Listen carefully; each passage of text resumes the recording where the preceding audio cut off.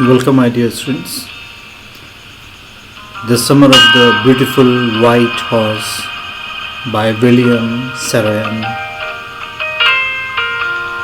Before starting this chapter, I would like to say that this chapter is first chapter of supplementary book, and in supplementary book, all the stories you have to read on your own. I will help you by providing you the summary and helping you in question answer. But the chapter you'll have to read on your own, and if there is any doubt, you can consult me. So let us start. The Summer of the Beautiful White Horse. First of all, about the author. William Saroyan, August 31, 1908 to May 18, 1981, was an Armenian American novelist, playwright, and short story writer. Saroyan wrote extensively about the Armenian immigrant life in California. He has been described as one of the most prominent literary figures of the mid 20th century and one of the most underrated writers of the 20th century. He was awarded the Pulitzer Prize for Drama in 1940 and in 1943 won the Academy Award for Best Story for the film The Human Comedy. Many of his stories and plays are set in his native Fresno. Some of his best known works are The Time of Your Life, My Name is Aram, and My Heart's in the Highlands. When the studio rejected his original 240-page treatment, he turned it into a novel, The Human Comedy. My Name is Aram is a book of short stories first published in 1940.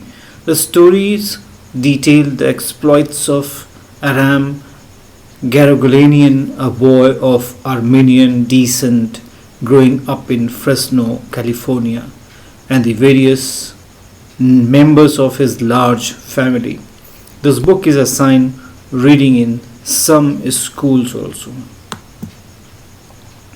By the end of the lesson, you will be able to appreciate a story, read aloud with proper intonation, read and recognize the purpose of economy of words, hidden humor, satire, and correlating them with author's background. You'll be able to understand and enjoy the humor, fun, and appreciate the theme of the chapter. So let us start the summary. Aram and Murad were two poor boys who belonged to the Armenian Garogulanian family, who were known for their honesty since the 11th century. One early morning, when Aram was asleep, his cousin Murad showed him a beautiful white horse. Aram could not believe it and was thinking it was a dream. But since there was a little light outside, he knew this for sure, that the horse was real. As they were poverty stricken, he could not believe that the horse was their own. He was trying to figure out if the horse had been stolen by his cousin. Murad had come to invite him for a ride along. He asked him to make it quick before everyone in the world wakes up. Aram wore his clothes and jumped out of the window and sat behind Murad on the horse. They rode on the old countryside of the area where they lived, Walnut Avenue. After some time, Aram got to know that Murad had stolen the horse a month ago and was riding it every morning. When Aram got his chance of a ride, the horse took him to the vineyard and threw him off and ran away. Murad finally managed to find the horse and they hid him in a deserted vineyard. Murad had a way with everything, especially horses. Every morning for 2 weeks they would take the horse for a ride and then hide it again.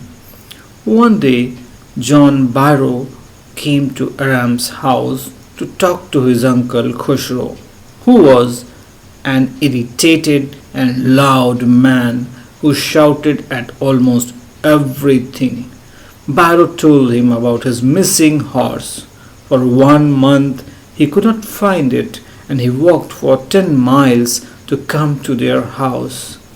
Khushro roared at him and told him, "It's no harm, pay no attention to it." Barrow became irritated by this attitude and he went away. Aram went to Murad and told him about the missing horse of Barrow and asked him not to return the horse until he learns to ride it. Murad told him that it would take 1 year for him to learn to ride the horse and said that they would return the horse after 6 months.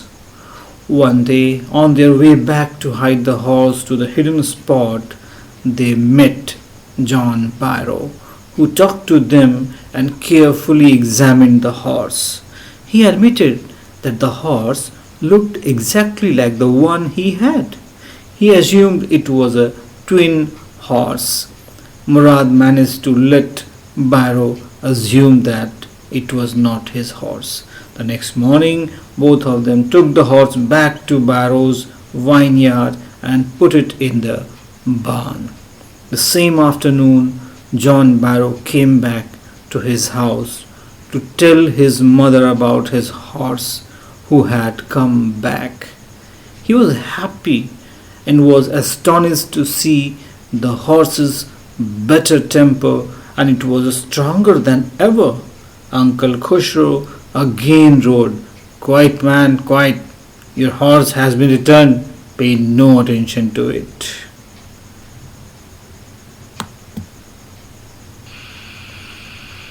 So, thank you. This was all from my side. Now it is your time to read the chapter at home line by line. You also work from home and be ready for my next video, which will consist the question answers. I hope you have enjoyed. Thank you.